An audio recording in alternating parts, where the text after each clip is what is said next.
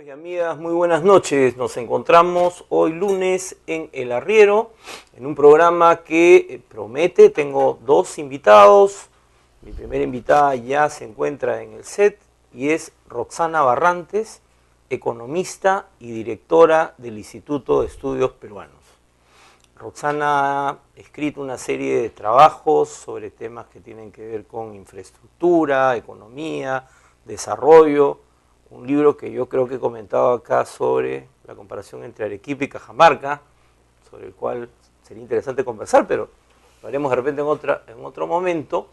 Pero hoy día Roxana viene a hablarnos sobre el Instituto de Estudios Peruanos, la institución que dirige y que muy pronto va a celebrar sus 50 años de fundación. Roxana, un gusto tenerte, muy buenas noches. Un gusto estar aquí, muchas gracias por la invitación.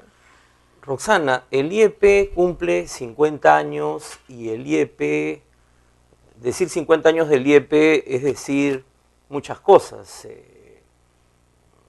Yo evoco, cuando pienso en el IEP, se me viene el nombre de Julio Kotler, automáticamente, el de Carlos Iván de Gregori, un gran amigo de los dos, el de José Matos Mar, Efraín González, que también fue director, María Rostorowski, no sé, he mencionado 5 nombres y podría seguir mencionando, y han sido 50 años en los cuales el IEP le ha dado mucho al país, una producción bibliográfica impresionante, ¿no?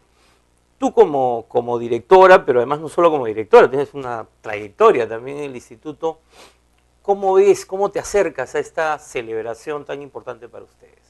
Gracias, Javier. Realmente es difícil decir en pocas palabras lo que el instituto evoca para cada uno de nosotros o para quienes tenemos, como tú bien dices, y gracias, una trayectoria. Uno podría empezar diciendo llegué al instituto en febrero de 1985, ¿no? Justo luego de los cambios en la gobernanza interna del instituto, ¿no? Y llegué al instituto invitada por un investigador, Raúl Hopkins, a realizar un proyecto. Yo era asistente, era una chiquita en ese momento, y para mí era un sueño hecho realidad, poder ser parte, siquiera como asistente de investigación de esa institución. 28 años después, en la dirección, luego de haber estudiado fuera, y lo que refleja mi trayectoria es la trayectoria de varios, de muchos. Entonces el instituto no solo ha producido todo esta producción intelectual, no solo se le conoce por no solo estos nombres, sino el pensamiento que ellos reflejan, ¿no? El pensamiento y la visión crítica de la sociedad peruana, sino también por la formación de un conjunto de científicos sociales, que algunos estamos en el instituto, pero otros estamos en diferentes puntos del planeta o de la vida social peruana o de la vida académica internacional. Ahora, siempre se dice que los académicos los intelectuales viven en una torre de marfil, preocupados en sus temas, ¿no? Encerrados en sus discusiones, pero sin embargo el IEP ha tenido ministros, o sea, hay miembros del IEP, investigadores del IEP que han ejercido cargos públicos. ¿Esto era parte del proyecto institucional o fue producto del azar, como muchas cosas en el Perú? Hay mucho de azar, no en vano un libro de Basadre, el azar en la historia y sus límites, pero hay todo otro conjunto de preocupaciones que hacen a personas acercarse al IEP. De hecho, el IEP se forma con un conjunto de intelectuales que se empiezan a juntar en el 62-63, el golpe que impide que el APRA tome el poder legítimamente a inicios de los 60, del movimiento social progresista. O sea, de hecho, son personas vinculadas a la política que encuentran que tienen que formar un espacio de discusión, de pensamiento, para poder seguir cerca de la política, ¿no? Y eso es algo que creo que de alguna manera corta o imprime un sello a las diferentes personas que nos hemos acercado al instituto, ¿no? Porque la gracia, el chiste de la Torre de Marfil es un chiste. Porque en realidad tú piensas no porque te encanta pensar, tú piensas porque en ciencias sociales en particular y en la generalidad de la ciencia, porque quieres resolver un problema. En ciencias sociales el problema que quieres resolver tiene que ver con personas, con grupos sociales, con colectivos. Bueno, y el nombre de la serie principal, de la colección principal de libros del IEP, y el primer libro, ¿no? Se llamó, bueno, el primer libro se llamaba Perú Problema, es decir, en el IEP uno cuando revisa la trayectoria, ¿no? Y bueno, yo soy antropólogo, así que he leído casi toda la producción antropológica y en buena parte de la histórica del IEP, uno ve también que hay una visión del país, pero que no es estático, o sea, han habido varias lecturas del país desde el instituto. ¿Cuál es la que tienen ahora, digamos, ¿no? O sea, porque desde las épocas en fin, los trabajos de Mayer, Fuenzalida, Matos, el mismo Kotler, en su momento, el análisis tan profundo que hicieron de la sociedad rural, que fue clave en los 60, o también los análisis previos de Borricó, y luego toda la interpretación de la descentralización, de la economía regional desde una mirada distinta. Pero ¿cómo ve el IEP ahora al Perú? ¿Tiene una mirada o son varias? No sé. Yo creo que es importante el tema que tú estás mencionando respecto de la pluralidad. Y la gracia del instituto, si bien si uno va a ubicar al instituto en el espectro desde la derecha a la izquierda, lo va a acercar más a la izquierda. La gracia del instituto, y eso es lo que permite una dinámica de pensamiento única, es la pluralidad. Nosotros vamos a sostener, a cada investigador y por grupos, vamos a sostener diferente tipo de visiones.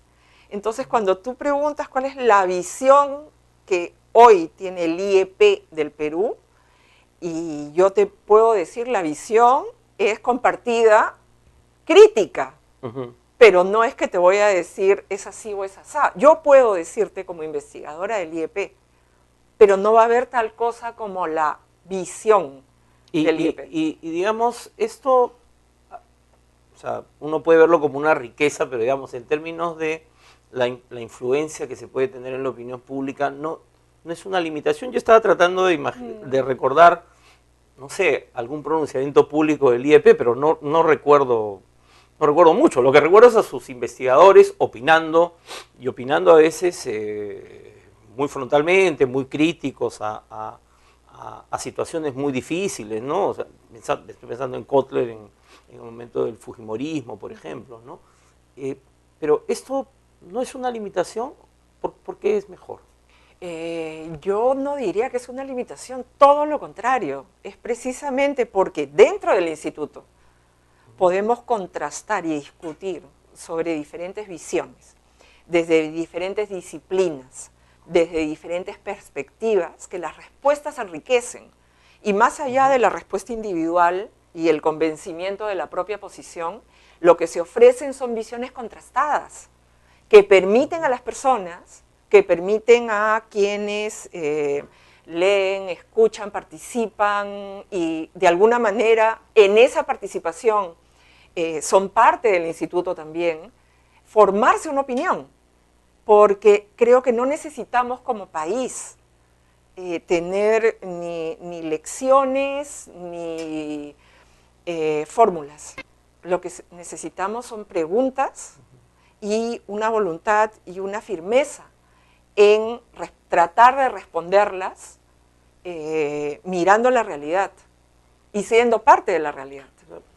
Digamos que en todo caso no es el rol de un instituto como el IEP decirle a los peruanos o a los políticos peruanos así tienen que ser las cosas. No, de ninguna manera. No, te lo pregunto porque a veces hay también en el mundo intelectual hay esa vocación de señalar el camino, ¿no? Ha habido mucho de eso en las ciencias sociales también. Y es natural, de alguna manera. O sea, claro, porque tú tienes el conocimiento, digamos, ¿no? De alguna manera tienes el conocimiento, pero si vas por ejemplo, trabajamos mucho sobre inclusión financiera. ¿Por qué trabajamos mucho y postulamos y acompañamos implementación de proyectos en inclusión financiera? Porque en los estudios sobre determinantes de pobreza y maneras de que los pobres dejen de serlo, se encuentra una limitación fundamental en que las personas dispongan de recursos financieros. Entonces necesitas fomentar inclusión financiera.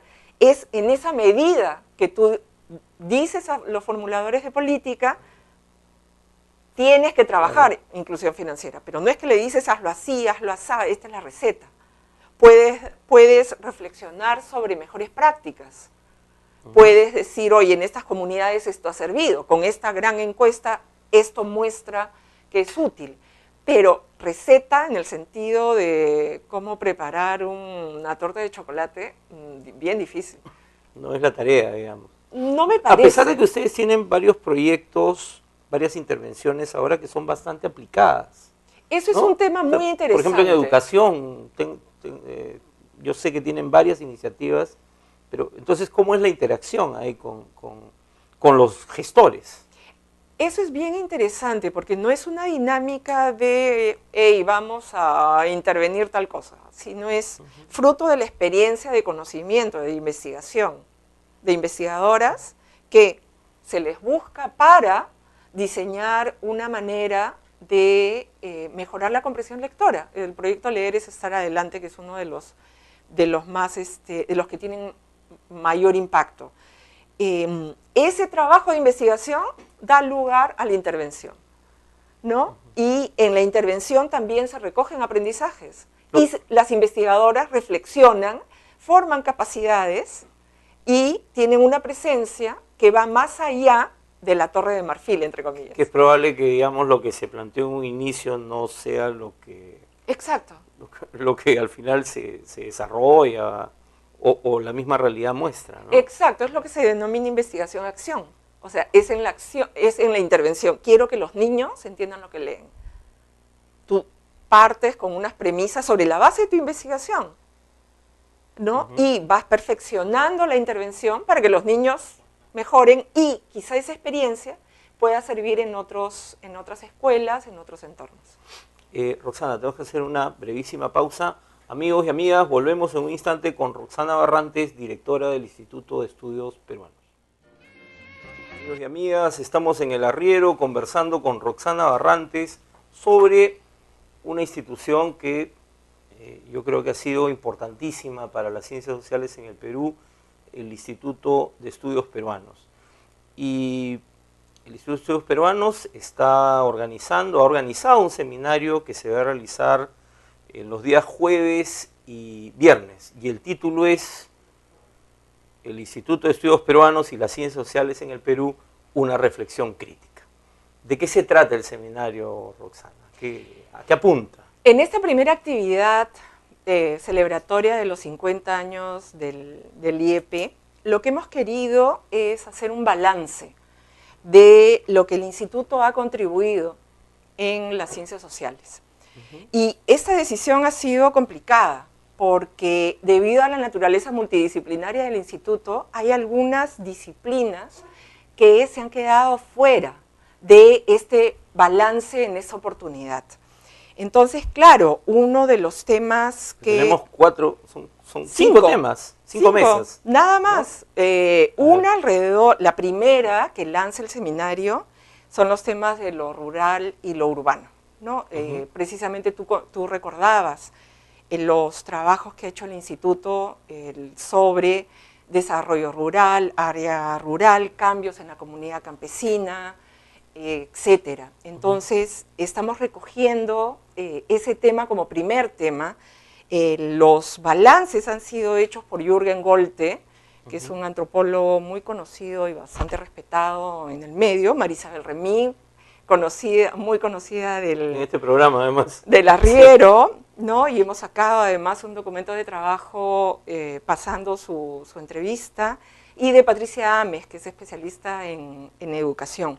Y acá los comentaristas van a ser Alejandro Díez, de Antropología de la Católica, Manuel Glave, economista de Grade, y Richard Webb, del Instituto Perú. O sea, digamos que la dinámica va a ser, el IEP presenta sus balances y la reacción viene de, digamos, otras instituciones que se dedican a la investigación. Esa es un poco la dinámica. Exactamente, y es los investigadores del IEP presentan sus balances e investigadores de otras casas comentan. Y digamos que la idea es que estos temas, digamos, bueno, y los que siguen, esto va a dar fruto o sea, el producto final va a ser un libro, una publicación que recoja estos debates. ¿Cuál es la idea? La idea es publicar un libro el próximo año con estos balances y los comentarios, ¿no? Además vamos a tener una dinámica de lo que llamamos en el IEP Mesa Verde, ¿no? Donde vas en la mesa, y le llamamos Mesa Verde porque el tapete es verde, sí. Pero es el nombre que toma cualquier presentación, charla, conferencia dentro del IEP, donde vamos entonces no a tener tanto espacio para el público. Y en esta oportunidad entiendo que no vamos a tenerlo online, ¿no? Luego vamos a subir los videos, etcétera, porque no estamos justo en el periodo, porque el ancho de banda es un objetivo móvil, ¿no es cierto? Ahora, el segundo tema que se plantea es el tema de la historia, ¿no? Y un balance, ¿no? Y ahí el IEP ha tenido varios momentos en su aporte. Tiene un personaje que es icónico, ya que es María Rostorowski, pero ha habido muchos historiadores muy importantes, ¿no? Me salgo un poco de la pregunta de la mesa. ¿Cuál es tu recuerdo de la interacción entre tú como economista cuando llegaste al IEP y los historiadores, que en esa época eran también, habían varios historiadores de peso, ¿no? Fue interesante, ¿no? Porque claro, el área de historia que veía María era un área que se manejaba con sus propios códigos y sus propias dinámicas.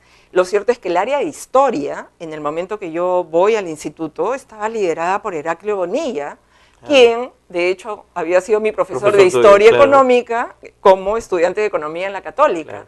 Entonces llego a estar cerca de uno de los mejores profesores que he tenido. Heraclio Bonilla es un historiador económico brillante, lideraba este proyecto de historia colonial, y era un ambiente muy entretenido, de mucho aprendizaje. Todos les teníamos terror a la Mesa Verde hasta ahora, ¿no?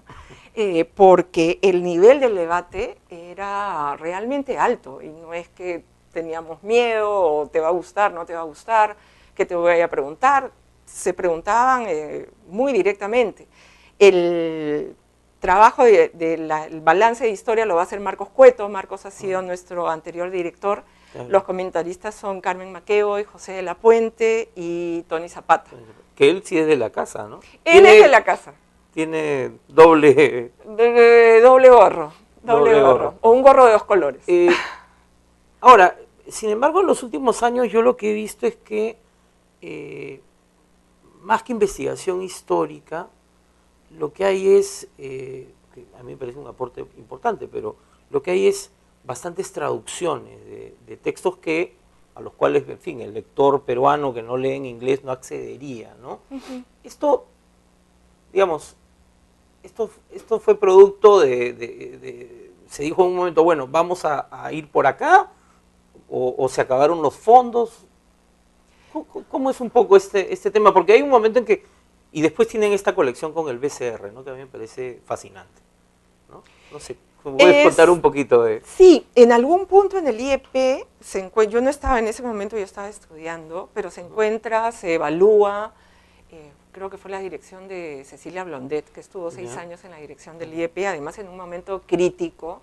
Hay mucho que le debemos todos a ese periodo, que además fue complementado luego con 4 años de Carolina Rivelli. Claro. Entonces son 10 años de... Es una reingeniería institucional, ¿no? Exactamente, en un momento que se vio que el financiamiento, como le llaman, de caja única, no iba a ningún lado y que era necesario pasar a un financiamiento por proyectos. Y es como nos manejamos ahora. Ahora, dicho esto, y acá es bueno que sea economista porque siempre hay dos opiniones, al mismo tiempo que tenemos el financiamiento por proyecto, es parte de las tareas del Consejo Directivo buscar financiamiento institucional. Porque el financiamiento institucional lo que te permite es generar proyectos que junten a las personas, junten a los investigadores y además fomentar el desarrollo de capacidades, todo a través de concursos, ¿no? Entonces, tenemos historiadores, historiadores que hacen proyectos de investigación de diferentes formas, pero también que con las oportunidades de becas, de concursos, abiertas en el instituto, pueden desarrollar investigación histórica en los temas que más les interesa. O vincular aquello que es resultado de un proyecto de investigación, por ejemplo, sobre desarrollo territorial con enfoque cultural, ¿no? Entonces, tienes un espacio para conversar con los temas de historia, ¿no? Entonces, finalmente, depende mucho de cada investigador. En este momento, nuestra área de historia ha resurgido con el trabajo de Enrique López Hurtado, que está llevando adelante una escuela de arqueología, y con mucho éxito. Entonces, es una combinación. Pero digamos entonces que no es que se cierra, sino que, bueno, si hay oportunidad, se abre. ¿Lo de la alianza con el BCR ha sido también parte de esto? A mí me parece maravilloso el convenio que tenemos con el Banco Central de Reserva, efectivamente liderado por Carlos Contreras, que también tiene un sombrero de dos colores, sí, ¿no? Él es profesor principal en el Departamento de Economía de la Católica y es quien desde el instituto coordina las tareas con el Banco Central. Y la verdad es que el Banco Central el año pasado cumplió 50 años, o este año está terminando de cumplirlos, nosotros el próximo año. Creo que hay un punto de reflexión sobre los 60, que vamos a tener que empezar un conjunto de instituciones. Se nos está acabando el tiempo, pero hay 3 mesas más y tú nos puedes mencionar rápidamente, no va a haber tiempo para más. Muy rápidamente, la tercera mesa es sobre violencia política y memoria, que precisamente tú comentas. El texto es de Pablo Sandoval, un joven sanmarquino. El viernes 15 vamos a tener solamente 2 paneles. Un panel, un nombre de esos típicos... es una mesa de economía, de peso. Exacto. Economía, política e instituciones, ¿no? La institucionalización de los mercados y la desinstitucionalización de la política. Las ponencias son aquí de Efraín González de Olarte y de Jorge Aragón, joven politólogo, con comentarios de Hugo Santamaría, Jürgen Schultz y Eduardo Dallant. Y se cierra el fin de fiesta, son las miradas de Martín Tanaka, también anteriormente director del instituto, Guillermo Rochabrún, muy crítico, muy interesante su trabajo, y José Luis Renique, comentados por Manuel Antonio Garretón y Mirko Lauer. Eso es un panel, pero... importante. De alto vuelo. Así es. Roxana, después de esto, ¿qué viene en la celebración? Porque ustedes cumplen 50 años el próximo año. El 7 de febrero de 2014 es la fecha. El 7 de febrero. ¿Qué otras actividades han pensado? Vamos a tener varias actividades, muchas actividades de los mismos proyectos van a estar inscritas en el marco de la celebración de los 50 años. Pero este seminario que mira para atrás va a terminar en un ciclo en agosto del próximo año con un seminario que mira para adelante.